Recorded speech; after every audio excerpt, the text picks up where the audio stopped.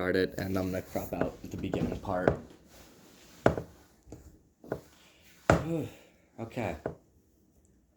Would you mind just introducing yourself and just super brief overview of what you did with the bear management team in Yosemite? All right. Hi, I'm Lucas Braun. I'm a fifth-year biology student here at UBC. And over the summer of 2024, I was a wildlife management intern with Yosemite National Park in California. Awesome. So, how did you get involved in this opportunity? I got involved through basically writing an honors thesis, which is the Bio 449 program or the Bio Honors degree option. Essentially, the honors degree involves writing a cumulative thesis kind of at the end of your degree, or 4/5 of the way through your degree, which is, it's about 12 credits overall, if you include all the classes that kind of teach you. But part of the thesis is like you have to locate a supervisor in third year, and then kind of come up with like a preliminary project idea. Most of the time, conventionally, people work on data collection during the summer, and then during the fourth year, they write up their data and analyses into a thesis, which is just like probably like a publishable paper's worth of data analysis. Nice. And so I ended up reaching out to Dr. Caitlin Gaynor in zoology. Dr. Gaynor kind of studies human-wildlife interactions. She models human-wildlife conflicts, human-wildlife coexistence, and she does a lot of behavioral ecology with wildlife. So she looks at how species shape their temporal and spatial distributions in response to, I guess, fear. The landscape of fear is kind of the ecological theory that they employ. And basically it says like, how do herbivores shape their distributions in response to predators, or how do species shape their distributions in response to humans, right? There's many different ways they can do that. Species can, like change their dial activity. They can become more nocturnal. They can become more diurnal in the space of like a scary presence, or they could move around more frequently, sacrificing some fitness doing that. Some species even benefit from humans in like that presence. This is called the human shield hypothesis. Basically, like some species, they know that if they like co-localize with human activity, then there's less likely to be any predators there, right? So like, I don't know, like deer, for example. Deer like hanging around human towns because there's no wolves there to like chase them. Or bears even. Usually sows and cubs will actually sometimes benefit from spending time near people because of conspecific infanticide from dominant males. So yeah, that's fun. And how'd you go from reaching out to Caitlin Gaynor to Yes, actually getting sorry, to getting this position So in Yosemite? anyway, that's her research. I was very, very intrigued by it. I kind of had a background of looking at human wildlife interactions in high school that I thought was really like, it's kind of that experience in high school kind of inspired me to do ecology as an undergrad here at UBC. And so I ended up reaching out to Caitlin, and her lab was new. It was like 2 years old. She went to speak at our honors seminar, which is how I ran into her. And me and a fellow student in my group, Sophie, we both ended up reaching out. And yeah, Caitlin was kind of wary at first, I'd say, because like new lab, and she was like, I don't know what our capacity is to take on like an honors undergrad student yet. But we interviewed and we told her our background and our interests, and she was like, yeah, actually this would be great. I think I'll partner you both with different PhD students in the lab. I was paired with Jenny Green, and Sophie was paired with Nicholas Wright, and Sophie ended up kind of studying baboon anti-predator defenses, basically, and then was it baboon? And you studied?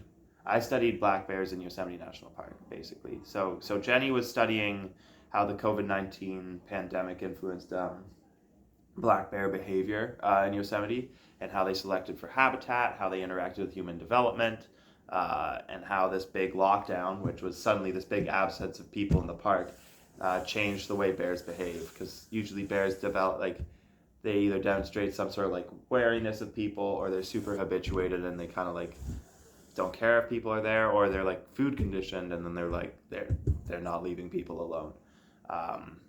And so basically I thought Jenny's research was really cool because I'm a climber and Yosemite is like a climbing mecca, and I also wanted to see it. And I also like bears. I really like bears. They are definitely my favorite animal, which is a little basic, but they're just so cool. They're so smart. I love bears. There's something like when I did the job, we had a bunch of training and we watched a bunch of videos, and like, yeah, it might have been either Steve Thompson or Dave Graber. It was one of those two in this video that was talking about how like there's just something like inherently human in the way bears look. Like you look into a bear's eyes and you just like you see it's kind of like there's like a soul. There's like a personality that's like very very relatable. I don't know. A lot of intelligence there. A lot of intelligence there. You're it's they're just beautiful animals. But yeah, how'd you go from reaching out to that to actually getting the job? Because you mentioned the interview process a little earlier. So yeah, I interviewed, and then eventually like Cam was like, great, I think you'll work with Jenny. And so initially, whatever project I would do for my thesis was kind of the expectation was that it would be like a data analysis kind of project with like no actual field component, and I was kind of prepared for that. And then like a month or two later, I met with Jenny and Caitlin together, and they kind of said, I think it would be beneficial for you to actually go spend a summer in Yosemite, learn the system, develop questions while you're down there, and like kind of figure out where you want to take this project by just kind of working for the park and working for the wildlife management team down there. And so I was like, that sounds fantastic. And I pretty much said yes right away. And it was a volunteer position. I got like a $3,000 stipend from the lab and a $1,200 USD stipend from the park for like living expenses. But I ended up, but they were pretty clear, like, we want you to do this. However, this is still a competitive position. Lots of like international volunteers try and go for it. And so you're still going to need to like interview, send in your resume, all of that. You're applying for any other job, but we're gonna like refer you, you know. And so I was like, that sounds great. And so I ended up interviewing. First interview went pretty well. It was over the phone. And then I had one more interview with. So the first interview was with Katie Patrick. She was sort of the permanent, I guess like field technician down there. And then I interviewed with her boss, Caitlin, after that. There's two Caitlins in the story. One's with a C, one's with a K.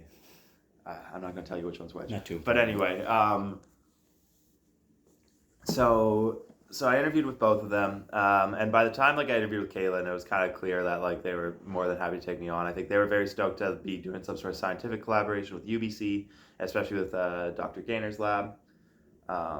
So what was like really helpful actually in getting this job was not how you interviewed, but having the connections to UBC and to the scientific research. Yeah. And having good recommendations. But having good recommendations, it was partially that.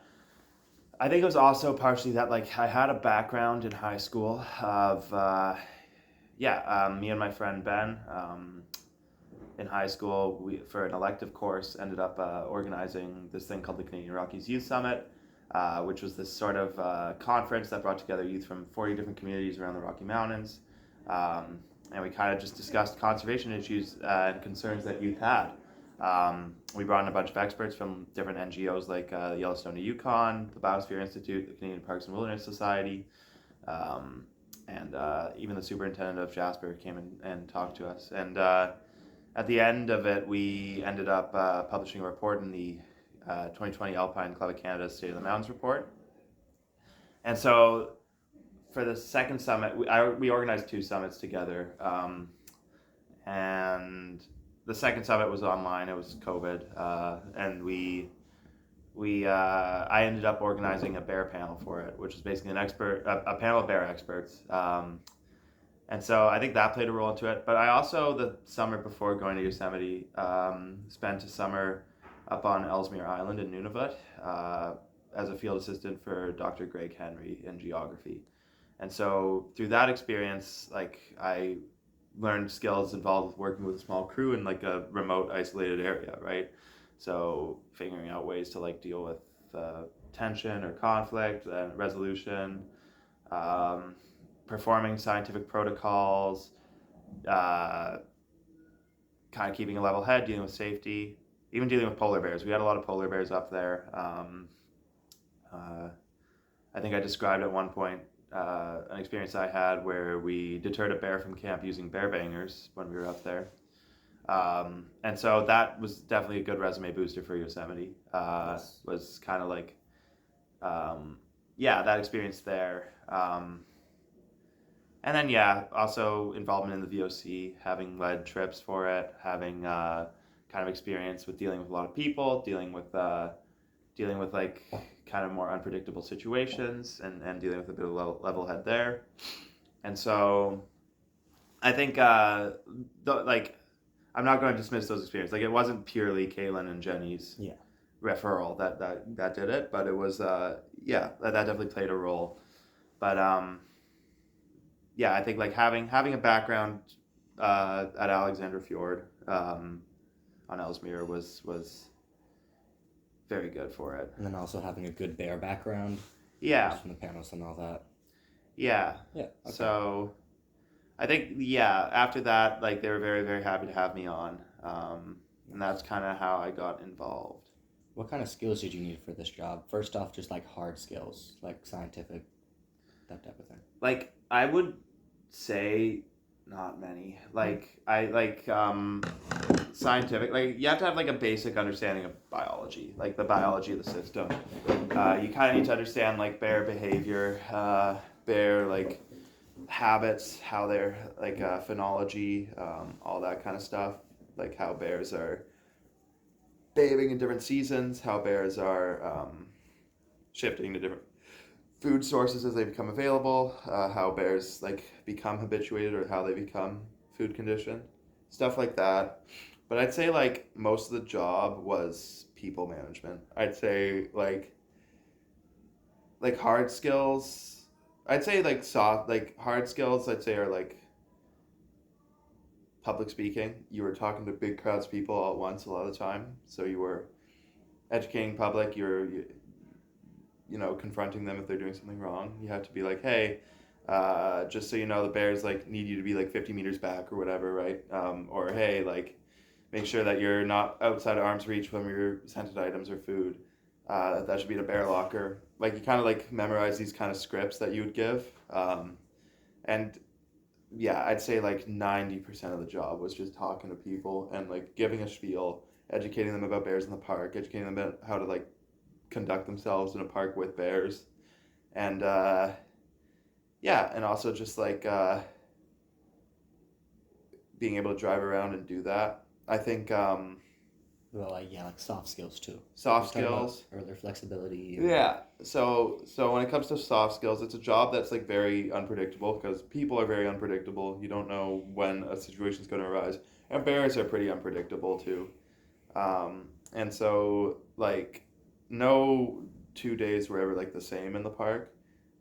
Some days you'd be like out in the backcountry hiking into a campsite to stay for a few nights to basically like watch to make sure there were no bear issues there, or like take in reportings if you heard any.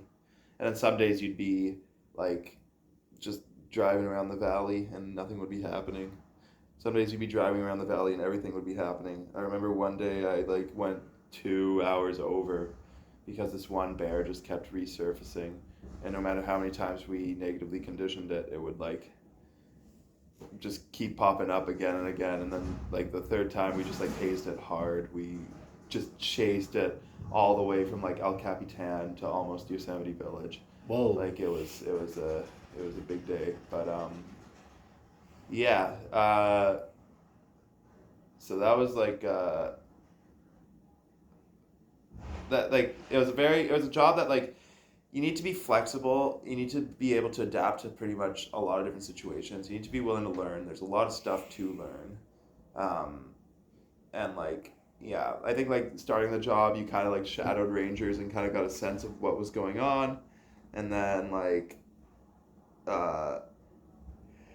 as you progressed more and more through the season, you got trusted to be a bit more independent and start making your own calls a bit more. So sometimes, eventually, you were kind of like, well, I might go hit up this campground because I know they've been having issues a lot of the time, or like I'm looking for a way to like fill my time because nothing's happening. I'll clean up the vans, or like, you know, like there were like a bunch of different like there's always something to do and always like some way you can occupy your time, and you kind of like got trusted to like allocate your time efficiently. One little dimension of it that was very interesting for me was that as a Canadian, I wasn't given a government login in the States, and so everything I had to do was analog and on paper. Yeah, like I didn't have a computer or anything, or computer access. I didn't have Microsoft Teams. So I was kind of like, I would show up and I'd be like, Katie, what am I doing today? And she'd be like, yeah, go to Upper Pines or something. And I'd be like, sweet. It was kind of funny in that dimension of things. But yeah, so I think just like flexibility and like, yeah, it's a great job if you have ADHD, I'll say that. Just make sure it's still going. Yeah. Okay, sick. What allowed you to do well in this field? Like, what did you do that helped them have enough trust in you to let you start doing more independent things and your own missions and things like that? I think just like an ability to recognize what needs to be done and like do it and like not get in the way. So one event that like my coworkers identified that gave them a lot of trust in me was there's a big crowd of people at Yosemite Falls one day. It was early in the season because there's this mom and a cub that were hanging out around there, and they kept coming close to the trail, and people were like, you know, crowding, taking pictures. And so we all went there, and we like told them to stay back, and like the mom and cub were like in the trees, they weren't really moving. Like basically like the mom was way too used to people, but she wasn't like causing a disturbance or anything. She was just like naturally foraging, kind of like just off the trail, right? And so we spent like the whole day just like keeping an eye out for them anytime they'd resurface. And like it's kind of tricky with a mom and a cub. You can't really like haze the mom because then she might abandon the cub, right? So like, and you're not going to shoot paintballs at a cub. So, and like anytime that you try and yell at them to scare them away, like the cub will just climb a tree, and then like the mom will wait nearby for the cub to come down. So a lot of the time the cub would like climb a tree and we just kind of be there, and like yeah, that the situation, you basically just wait and do crowd control for like hours on end until the bear gets bored and decides to move. And so we were like at Yosemite Falls, and like coworkers were kind of like up there with their paintball guns, just like trying to like control the scene. And then there were climbers coming down off one of the climbs nearby, and like they're trying to like divert them around. And then I kind of just like noticed that like while they were distracted by the bear, these people were kind of coming in and whatnot. And I thought this is like a great opportunity to kind of like deliver like an educational spiel. So I got up on like a stump and I just kind of started like talking to the crowd like, hey, so we do have like a mom and a cub here. This is their home, whatever. It's super important that like we want to make sure that they're safe, they're happy. We want to give them their space, and we want to make sure everyone else is safe and happy. Especially with the mom and a cub, it can really stress them out if we're crowding in too closely. Yeah,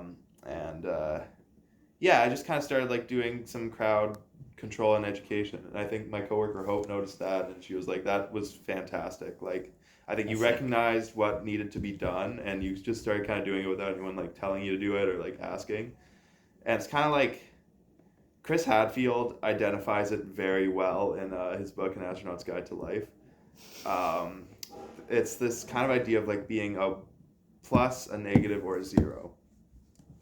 So a negative is someone that's like actively like in the way, not pulling their weight, is kind of like disrupting a crew, positive someone that is like an asset that's just like, yeah, like this person brings something to the crew, like without them the crew wouldn't have it. And then there's a zero, and Chris actually argues that you should be a zero, and the reason for that, like, you should aim to be a zero, and the reason for this is that when people aim to be a positive, they don't really like stop and listen and like see where they're needed. They kind of just assume that they're contributing positively. And with like humility and aiming to be a zero, you can kind of essentially like do whatever task needs to be done, recognize that like nothing's kind of beneath you and nothing's kind of like, or nothing is like outside of your prerogative. Like if it needs to be done, you should do it, right? Okay. And that's kind of like the idea behind it. And like by aiming to be a zero, you can actually become a positive. And so that's kind of the, I think that ties into that, right? Like if you can just kind of like have an eye for tasks that need to be done, like not everything's going to be like a very exciting, like, oh, we're chasing a bear around. Sometimes it's like, well, the truck hasn't been cleaned in like 2 weeks, so like you just kind of have to go do it, right? Like you just kind of have to like recognize where you can be helpful and just be helpful in that way. Okay. Awesome. Okay. Thank you so much. That was super, super helpful. I'm able to write a really good report about this. Okay. Thank you so much for your time. Awesome. Thank you.